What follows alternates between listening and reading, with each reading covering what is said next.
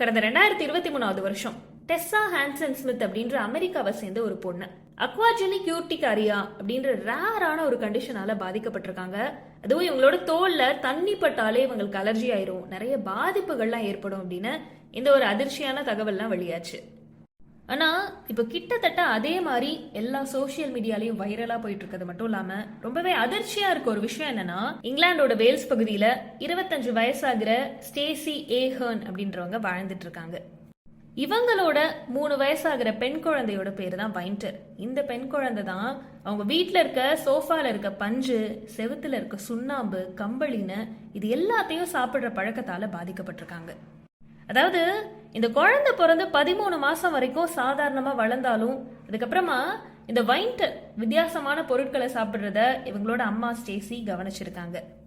இதுல ரொம்பவே ஷாக்கிங்கான ஒரு விஷயம் என்னன்னா, இந்த குழந்தை பகல்ல மட்டும் இல்லாம நைட் நேரத்திலயும் எந்திரிச்சு கட்டிலையும் போர்வையும் மென்னு தின்ன ஆரம்பிச்சிருக்கு. ஒரு கட்டத்துல இந்த பழக்கம் ரொம்ப மோசமாகி இருக்கு. இதை தொடர்ந்து வைண்டரை டாக்டர் கிட்ட கூட்டிட்டு போய் டெஸ்ட் பண்ணிருக்காங்க இந்த குழந்தையோட அம்மா ஸ்டேசி.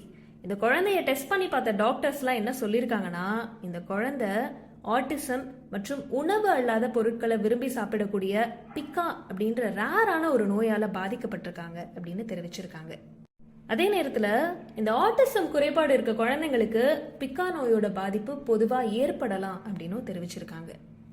இந்த பெண் குழந்தை வைண்டரோட ஹெல்த் பத்தி ரொம்ப கவலைப்பட்டு பேசியிருக்க இந்த குழந்தையோட அம்மா ஸ்டேசி என்ன சொல்லியிருக்காங்கன்னா, உண்மையிலேயே அவ இந்த முழு வீட்டையும் சாப்பிட்டுட்டு இருக்கா. நான் ஒரு புது சோஃபாவை வாங்கிட்டு வந்தேன், அதுல இருந்து சில பஞ்சுகளை எடுத்து சாப்பிட்டுட்டா. நம்ம எல்லாருமே சாப்பிடுற நார்மலான அந்த சாதாரணமான சாப்பாடெல்லாம் அவளுக்கு பிடிக்காது. ஆனா உட்காந்து பஞ்சு சாப்பிடுறது அவளுக்கு ரொம்ப பிடிக்கும். என் வீட்டில் இருந்த 8 போட்டோ ஃப்ரேம்ஸை எடுத்து உடைச்சு அதுல இருந்த கண்ணாடியை சாப்பிட்றதுக்கு முயற்சி பண்ணான். ஆனா அதிர்ஷ்டவசமா நான் அதை தடுத்துட்டேன். அவளுக்கு ஆட்டிசத்தோட பாதிப்பு ரொம்ப மோசமா இருக்கதால அதிகமா பேசுறது இல்லை. அது மட்டும் இல்லாம ஒரு சில நடத்தை சிக்கல்களும் அவளுக்கு இருக்கு.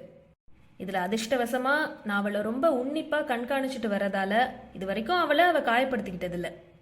இருந்தாலும் அவளை கவனிச்சுக்கிறதே என்னோட முழு நேர வேலையா இருக்கு அப்படின்னு தெரிவிச்சிருக்காங்க வைண்டரோட அம்மா ஸ்டேசி. அதே நேரத்துல எந்த விதமான ஊட்டச்சத்தும் இல்லாத உணவு இல்லாத வேறு பொருட்களை சாப்பிடுறது தான் பிக்கா சிண்ட்ரோம் அப்படின்னு சொல்றாங்க. அதாவது ஊட்டச்சத்து இல்லாத பொருட்கள் அப்படின்றப்போ பேப்பர், மண், கல், கிரேயான், துணி, ரப்பர் பேண்ட், பட்டன் இந்த மாதிரியான பொருட்களும் இதில் அடங்கும். முக்கியமாக இந்த பிரச்சனை குழந்தைங்க கிட்டையும் கர்ப்பிணிகள் கிட்டையும் தான் அதிகமாக காணப்படுது அப்படின்னு சொல்லியிருக்காங்க.